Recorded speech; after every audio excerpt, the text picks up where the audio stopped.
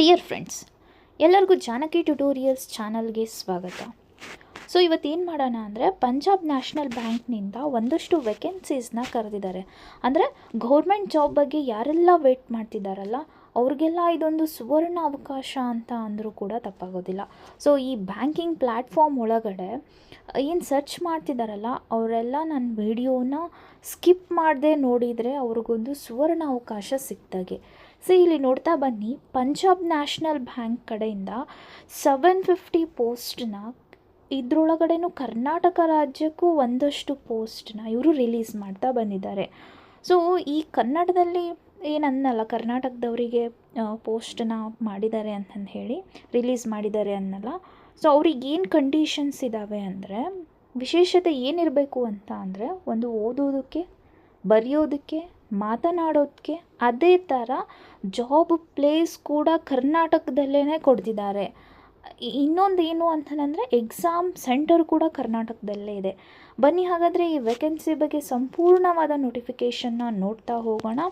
So ಇಲ್ಲಿದ್ದಾವೆ ನೋಡ್ರಿ, 750 local bank ಅಧಿಕಾರಿ ಹುದ್ದೆಗಳಿಗೆ ಅರ್ಜಿಯನ್ನು ಕರೆಯಲಾಗಿದೆ ಅಂತೆ. ಪಂಜಾಬ್ ನ್ಯಾಷನಲ್ ಬ್ಯಾಂಕ್ ವೇಕೆನ್ಸಿ 2025 ಪ್ರಮುಖ ದಿನಾಂಕಗಳನ್ನು ಇಲ್ಲಿ ನೀಡಿದ್ದಾರೆ. ಪ್ರಾರಂಭದ ದಿನಾಂಕ ನವೆಂಬರ್ 3, ಅಂದರೆ ಆಲ್ರೆಡಿ ಸ್ಟಾರ್ಟ್ ಆಗಿದೆ. ಲಾಸ್ಟ್ ಡೇಟ್ ಯಾವಾಗಿದೆ ಅಂದರೆ November 23, 2025. ಅದೇ ಥರ ಟೋಟಲ್ ಹುದ್ದೆಗಳು 750 ಇದ್ದಾವೆ. ಸೊ ಶುಲ್ಕ ಪಾವತಿ ಏನಂದರೆ, SC/ST ಕೆಟಗರಿ ಇದ್ದವರಿಗೆ 59 ರುಪೀಸ್ ಆ್ಯಂಡ್ ಅದರ್ ಕೆಟಗರಿ ಇದ್ದವರಿಗೆ 1180 ರುಪೀಸ್. ಪರೀಕ್ಷಾ ದಿನಾಂಕ ಅಪ್ರಾಕ್ಸಿಮೇಟ್ಲಿ ಡಿಸೆಂಬರ್ ಆರ್ ಜನವರಿ ಮಿಡಲ್ ಡೇಸಲ್ಲಿ ಇಡ್ಬೋದು ಅಂತ. ಸೊ ಇವ್ರಿಗೆ ಏನು ಶೈಕ್ಷಣಿಕ ಅರ್ಹತೆ ಇರಬೇಕು ಅಂತಂದರೆ, ಒಂದು ಪದವಿನ ಮುಗಿಸಿದರೆ ಸಾಕು. ಸೊ ಅವರು ಏನು ಮಾಡ್ಬೋದು, ಆನ್ಲೈನ್ ಮುಖಾಂತರ ಅಪ್ಲಿಕೇಶನ್ನ ಹಾಕ್ಬೋದು. ಓಕೆ, ನೆಕ್ಸ್ಟ್ ಏನಪ್ಪ ಅಂದರೆ, ಖಾಲಿ ಇರೋ ಹುದ್ದೆಗಳು 750, ಅದರಲ್ಲಿ ಕರ್ನಾಟಕ ರಾಜ್ಯಕ್ಕೆ 89 ಹುದ್ದೆಗಳನ್ನು ನೀಡಿದ್ದಾರೆ. ಸೊ ಇದಕ್ಕೆ ವಯೋಮಿತಿ ಅಂದರೆ ಕನಿಷ್ಠ 20 ವರ್ಷ, ಗರಿಷ್ಠ 30 ವರ್ಷ. ಸೊ ಈ OBC ಅವರಿಗೆ 3 ವರ್ಷ ಸಡಿಲಿಕೆ ಇದೆ. SC/ST ವಿದ್ಯಾರ್ಥಿಗಳಿಗೆ 5 ವರ್ಷ, ಹಾಗೆ PWDB ವಿದ್ಯಾರ್ಥಿಗಳಿಗೆ 10 ವರ್ಷವನ್ನು ವಯೋಮಿತಿ ಸಡಿಲಿಕೆ ಕೊಟ್ಟಿದ್ದಾರೆ.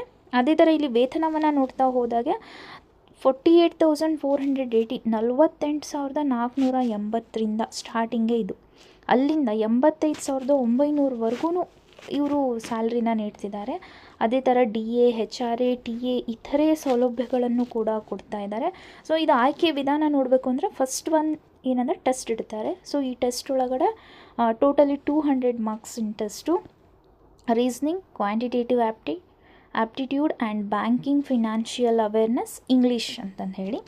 ಸೊ ಇವೆಲ್ಲ 50 ಮಾರ್ಕ್ಸ್ಗೆ 50 ಕ್ವಶನ್ಸ್ ಇರ್ತವೆ. ನೆಕ್ಸ್ಟ್ ಸೆಕೆಂಡ್ ಸ್ಟೆಪ್ ಏನಪ್ಪ ಅಂದರೆ, ಡಾಕ್ಯುಮೆಂಟ್ ಪರಿಶೀಲನೆ ಅಂತ ಹೇಳಿ. ಸೊ ಈ ಡಾಕ್ಯುಮೆಂಟ್ ಪರಿಶೀಲನೆ, ಸ್ಕ್ರೀನಿಂಗ್ ಆಫ್ ಡಾಕ್ಯುಮೆಂಟ್ ವೆರಿಫಿಕೇಷನ್ ಅಂತ. ಇಲ್ಲಿ Aadhaar card, passport, voter ID, PAN card, driving licence, so ಇಷ್ಟು ಇದ್ದರೆ ಇವನ್ನೆಲ್ಲ ಪರಿಶೀಲನೆಯನ್ನು ಮಾಡ್ತಾರೆ. ಯಾವಾಗ ಫಸ್ಟ್ ಸ್ಟೆಪ್ಪಲ್ಲಿ ಟೆಸ್ಟಲ್ಲಿ ನಾವು ಪಾಸ್ ಆದಾಗ, ಇದು second step. Next third one ಏನಪ್ಪ ಅಂದರೆ, ಲೋಕಲ್ ಭಾಷೆ, ಲೋಕಲ್ ಲ್ಯಾಂಗ್ವೇಜಲ್ಲಿ ಏನಂದರೆ, ಆನ್ಲೈನ್ ಪರೀಕ್ಷೆಯಲ್ಲಿ ಪಾಸಾದ ಅಭ್ಯರ್ಥಿಗಳು ಕೂಡಲೇ ಕನ್ನಡ ಭಾಷಾ ಪರೀಕ್ಷೆಗೆ ಹೋಗಬೇಕಾಗುತ್ತದೆ. ಉದಾಹರಣೆ, ಕನ್ನಡ ಅಭ್ಯರ್ಥಿ ಆಗಿರುವುದರಿಂದ ಕನ್ನಡ ಓದು ಬರೆಯಲು ಮಾತನಾಡಲು ಕಡ್ಡಾಯವಾಗಿ ಬರಬೇಕು ಅಂತಂದು ಹೇಳಿ ಕರ್ನಾಟಕದಲ್ಲಿ ಇರೋರಿಗೆ. ನೆಕ್ಸ್ಟ್ ಫೋರ್ತ್ ಸ್ಟೆಪ್ಪು ವೈಯಕ್ತಿಕ ಸಂದರ್ಶನವನ್ನು ಮಾಡ್ತಾರೆ. ಸೊ ಆ ಸಂದರ್ಶನದ ಒಳಗಡೆ ಸ್ಕಿಲ್ ರಿಲೇಟೆಡ್ ಒಂದಷ್ಟು ಮೌಲ್ಯಮಾಪನವನ್ನು ಮಾಡ್ತಾರೆ. ಅದಾದಮೇಲೆ ಫೈನಲ್ ಸೆಲೆಕ್ಷನ್. ಲಿಖಿತ ಪರೀಕ್ಷೆಯಲ್ಲಿ ಪಾಸಾದ ಅಭ್ಯರ್ಥಿಗಳನ್ನು ಲಿಖಿತ ಪರೀಕ್ಷೆ ಪ್ಲಸ್ ಸ್ಥಳೀಯ ಭಾಷಾ ಪರೀಕ್ಷೆ ಪ್ಲಸ್ ಸಂದರ್ಶನದ ಆಧಾರದ ಮೇಲೆ ಒಂದು ಪಟ್ಟಿಯನ್ನು ತಯಾರು ಮಾಡಿ ಮೆರಿಟ್ ಲಿಸ್ಟನ್ನು ಪ್ರಕಟಣೆ ಮಾಡ್ತಾರೆ. ಸೊ ಇವಾಗ ಎಕ್ಸಾಮ್ ಬರೀಲಿಕ್ಕೆ ಕರ್ನಾಟಕದೊಳಗಡೆ ಬೆಂಗಳೂರು, ಹುಬ್ಬಳ್ಳಿ, ಧಾರವಾಡ, ಮೈಸೂರು, ಶಿವಮೊಗ್ಗ ಪ್ರಮುಖ ಪರೀಕ್ಷಾ ಕೇಂದ್ರಗಳನ್ನು ಹಾಕಿದ್ದಾರೆ. ಹೌದಾ. ಸೊ ಅದೇ ಥರ ಅರ್ಜಿ ಶುಲ್ಕ ಆಗಲೇ ಹೇಳ್ದಂಗೆ ಏನಪ್ಪ ಅಂದರೆ, 59 rupees for SC/ST, PWD and general OBC, EWSಗೆ 1180 rupees. So ಅರ್ಜಿ ಸಲ್ಲಿಸುವ ವಿಧಾನ ಕೂಡ ಇದೆ. ಸೊ ಹಾಗಾದರೆ ನಿಮಗೆಲ್ಲ ಇದೊಂದು ಗುಡ್ ನ್ಯೂಸ್ ಅಂತಂದೇ ಹೇಳ್ಬೋದು. ಯಾರೆಲ್ಲ ಗೌರ್ಮೆಂಟ್ ಜಾಬ್ಸ್ಗೆ, ಅದರಲ್ಲೂ ಬ್ಯಾಂಕಿಂಗ್ ರಿಲೇಟೆಡ್ ಗೌರ್ಮೆಂಟ್ ಜಾಬ್ಸ್ಗೆ ಟ್ರೈ ಮಾಡ್ತಿದ್ದೀರಲ್ಲ, ಅಪ್ಲೈ ಮಾಡಿದರೆ ಒಳ್ಳೆಯದಾಗುತ್ತೆ. ಸೊ ಇದೇ ಥರ ನಮ್ಮ ಚಾನಲ್ನ ನೋಡ್ತಾ ಬನ್ನಿ. ಇದರೊಳಗಡೆ ಆಪ್ಟಿಟ್ಯೂಡ್, ರೀಸನಿಂಗ್ ರಿಲೇಟೆಡ್ ಸಾಕಷ್ಟು ವೀಡಿಯೋಸ್ನು ನಾನು ಹಾಕಿದ್ದೀನಿ. ಚಾನಲ್ನ ಒಂದ್ಸತಿ ಸಬ್ಸ್ಕ್ರೈಬ್ ಮಾಡಿ. Thank you.